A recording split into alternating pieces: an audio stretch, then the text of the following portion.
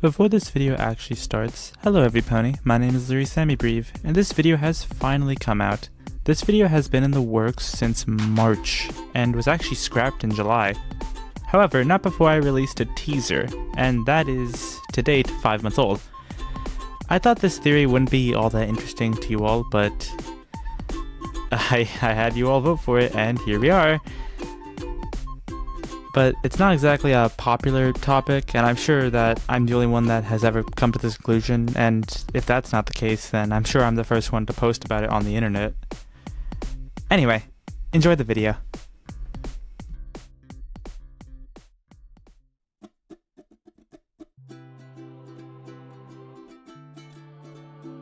The Rainbow Rocks movie, in my opinion, is much better than the original Equestria Girls. With it introducing us to a whole other side of Sunset's character, the villains create a good sense of urgency for Twilight to make the counterspell in time, while her and the Rain Rooms also have to beat every band they come up against, while also not trying to, kill each other.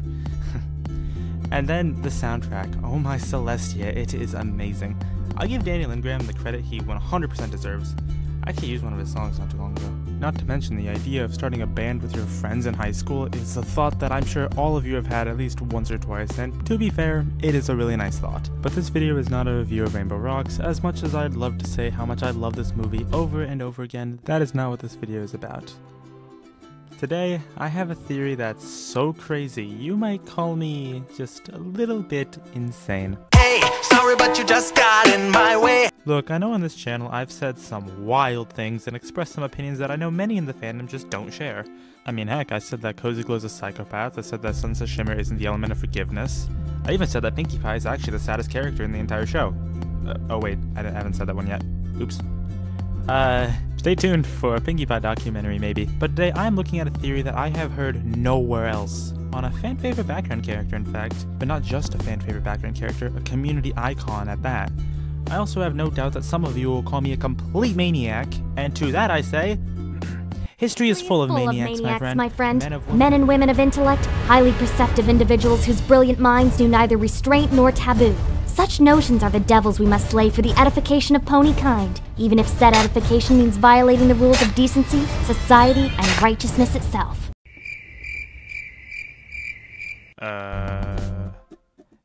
Honestly, if you understood the reference, well done. And our subject today is Vinyl Scratch and how I think she helped the Dazzlings. And before you comment, I promise you I have done my research and I'm fairly confident in this little theory of mine. Now, without further ado, let me talk about how Vinyl Scratch got away with it.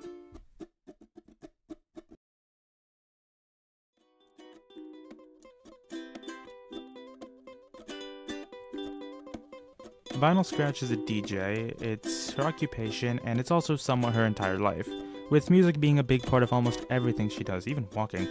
She's a background character, and like I said before, one of the most beloved. Like most background characters, she originated in Friendship is Magic and eventually was pasted into Equestria Girls as an Easter egg. However, in the Rainbow Rocks movie, most of these background characters were taken and made to be competitors in the Battle of the Bands. There are several examples of this being shown in the movie, with Octavia playing the cello as a solo act, Lyra and Bon Bon playing the piano together, very cutely I must add, just to name a couple examples of course. Well, my only question is, why did we not see Vinyl Scratch in any capacity competing? You think, as a DJ and an artist herself, she'd be more than capable of competing. While, yes, one could make the argument that she wasn't shown, and I'd honestly accept that, and I'll admit, that's what originally had me second-guessing my little theory until my rewatch of the Under Our Spell music video. During a segment of the video, the screen shows a tournament bracket. Well, if you look at every single band's banner, and try to look for Vinyl Scratch, you wouldn't. You just wouldn't find her. I'll quickly go through them. I'll start off with the ones that we know, being the Rainbooms, the Dazzlings, Trixie and the Illusions, the Crusaders, Bulk Biceps, Octavia, Snips and Snails, Lyra and Bon Bon, Flash Drive, the the Gold Green Kids? Yeah, that works. From there we can just make educated guesses on the rest. The Muffin is quite obviously Derpy, the two masks are obviously the Drama Kids, the Diamond is probably Photo Finish and her little squad. This leaves me with three that I genuinely have no idea who they could be. The Pink Diamond, my best guess is just Diamond Tiara and Silver Spoon. The Green Cocoon is probably Tree Hugger. And the last one is where things get interesting. I can tell what you're thinking. That one is obviously Vinyl Scratch.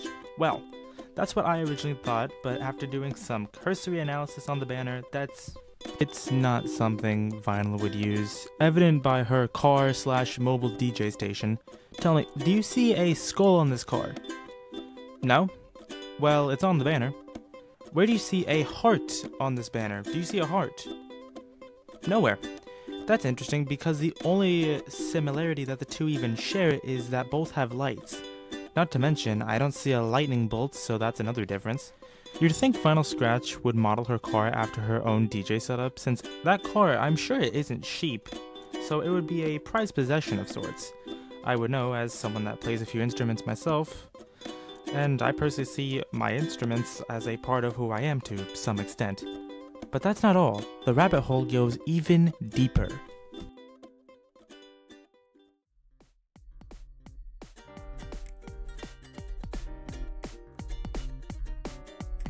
Now that we've established that Vinyl Scratch is not enrolled in the Battle of the Bands, I must ask one question. Why is she at the last performance, when she didn't show up to any of the other ones? Mind you, I rewatched this entire movie for this video, and I didn't see her once up until when she freed the rain booms for the final act of the movie. Another question I ask is, why is she so willing to help them? They didn't even give her a proper explanation of what's going on, but she's there, ready, not to mention how did she even hear Spike at all since she never takes off her headphones? Well, rarely. And I must ask, why did she even help him at all? I mean, it's a talking dog, which aren't exactly shown to be common in the human world. I'd start screaming at the top of my lungs if my dog ever started talking to me about how she needs help with something. But let's move on from Vinyl Scratch for a moment and turn our attention to the Dazzlings.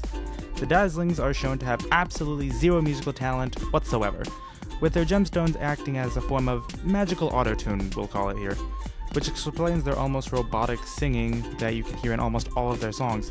So for that I ask, where did they get the beats that they use? I doubt any of them had the talent or knowledge or even budget to produce their own instrumentals. I get that producing original music for free isn't exactly expensive. In fact, there's a whole genre for making cheap music, and countless apps that anyone can download on their phone for it. But the Dazzlings don't even seem to own phones, but these beats are good and contain multiple instruments, and they're full tracks as opposed to them just being copy and pasted 8-second loops. I also must direct your attention to the instrumental for Under Our Spell. After listening to it on loop for about 2 hours now, I can confidently say that it is something that Vinyl Scratch would produce. Firstly, it has more of an electronic dubstep vibe to it, which I would argue is Vinyl's specialty. I will play a few seconds of Under Our Spell's instrumental, and music from Music to My Ears, which I believe that Vinyl Scratch produced on her own. And you'll hear the similarity, I promise.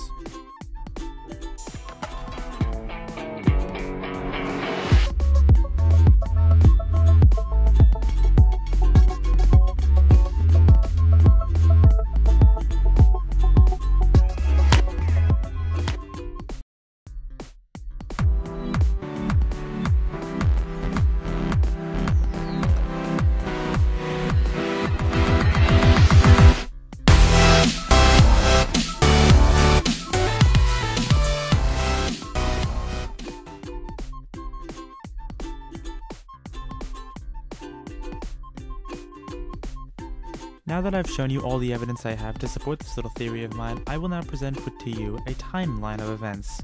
And before going forward, I will preface this timeline by saying that you may come to your own conclusions, and I don't think Vinyl Scratch is actually evil, just misled. Now, here is our timeline. An entire season of Friendship is Magic in between Equestria Girls and Rainbow Rocks, so minimally speaking, I'd say at least 6 months, or in between the movies. This would have given the Dazzlings enough time to figure out who Vinyl Scratch was and hire her as a producer, which would have explained why all the beats sound something like she would make. So yes, I believe that Battle of the Bands, Under Our Spell, and Welcome to the Show, at least the Dazzlings part of it, were all made by Vinyl Scratch. The power they got, and the fact they were forcing a competition on the school. This is why I believe she didn't enroll in the Battle of the Bands, watching from the sidelines up until the final show, where she brought her entire DJ studio ready to fight as a last-ditch effort. This is why she also brought her headphones, because she knew that she could last a little longer with them on. So when Spike asked for help, she didn't even ask any questions and just went along with it, already knowing what was going on, and seemingly already knew what to do, bringing her bass cannon up to the top of the hill where she saw the rain booms already going. Fortunately, with their combined power and music, they were able to defeat the Dazzlings, which is good, but it's her involvement that she tried sweeping under the rug from every pony. But based on this video's existence, she was not successful. Thank you all for watching.